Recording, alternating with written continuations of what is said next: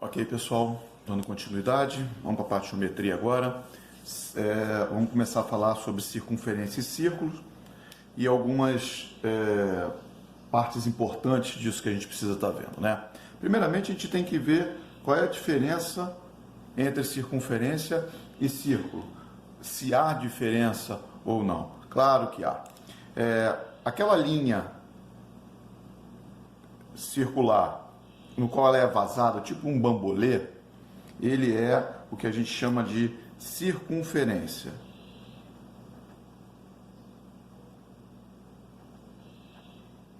E a linha com o seu preenchimento, tipo um prato, é o que a gente chama de círculo. Ok? Muito bem. Vamos ver alguns elementos da circunferência. Então nós temos aqui, eu botei 3 segmentos aleatórios, não precisa ser necessariamente nesta posição, pode ser em qualquer posição, mas o importante é ter a essência do que a gente está falando. Pegamos o segmento OA. O que é esse segmento OA? Ele vai do centro da circunferência até tocar a própria circunferência. Isso é o que a gente chama de raio da circunferência. Segmento CD. Segmento CD, percebam, é uma linha onde as suas extremidades estão sobre a circunferência. Qualquer segmento que tem as suas extremidades sobre a circunferência, esse segmento interno, a gente chama de corda. E a maior corda, vamos supor que a gente pudesse ir andando com esses pontos, a maior corda que se constrói dentro de uma circunferência é o que a gente representa pela DE, que é aquela que passa pelo centro. A gente chama de diâmetro.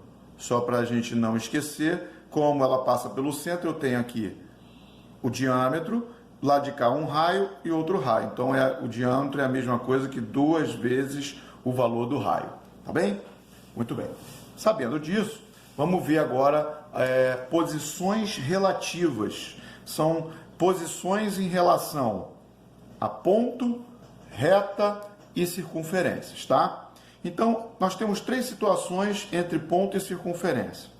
O ponto ele pode estar externo à circunferência. Então, a gente diz que o ponto é externo à circunferência. Ele sendo externo, a distância dele até o centro O é o que em relação ao raio? Maior ou menor? Lembrando que esse pedacinho é um raio. Então, como ele está fora, ele é maior do que o raio. Tá? O ponto pertencente à circunferência. Então, a gente diz que ele pertence à circunferência. Se ele é pertencente, a distância dele para o centro é a mesma que o raio, porque ele está sobre a circunferência. E aqui nós dizemos que ele é interno, ele está dentro da circunferência. Então, a sua distância, percebam, para o raio é do centro até tocar. Como ele está dentro, não chega a tocar, então ele é menor do que o raio. Tá bem? Continuando, vamos passar para agora as posições relativas entre reta e circunferência. Tá? Essa reta aqui, ela não tem ponto em comum a circunferência. Então, a gente diz que ela é uma reta externa ou exterior à circunferência. Um pouquinho mais de calma agora, a gente vai falar sobre essas duas. Essa aqui, que tem um único ponto de contato, a gente chama de reta tangente à circunferência. E existe uma propriedade. Que propriedade é essa? Que ela é perpendicular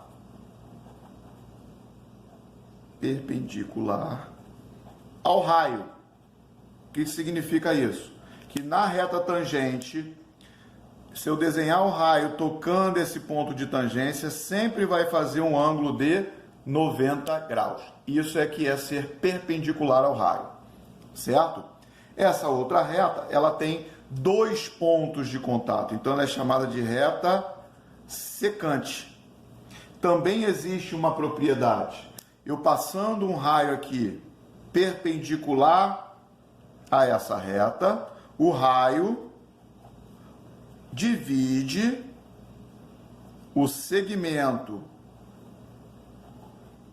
em duas partes iguais. Ou seja, na hora que eu traço o raio perpendicular, esse pedacinho daqui vai ser igual a esse. Tá bem? Muito bem, prosseguindo, eu tenho agora uma característica muito importante, dado dois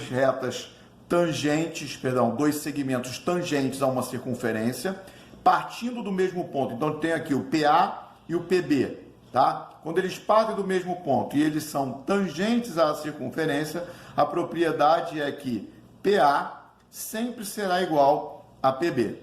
Sabendo disso, eu coloquei um exemplo aqui no qual a gente pede para calcular PA. Então, PA vale 2x. Pela definição, ele tem que ser igual ao x mais 40, que é o PB.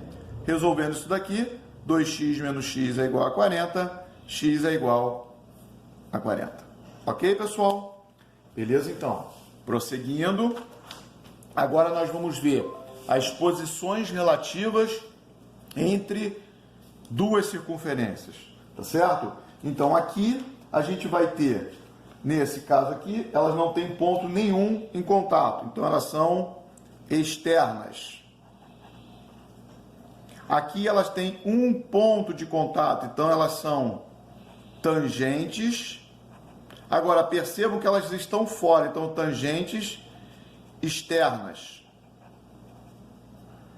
Aqui, nesse caso, também tem um ponto de contato, porém está uma dentro da outra, então elas são tangentes internas.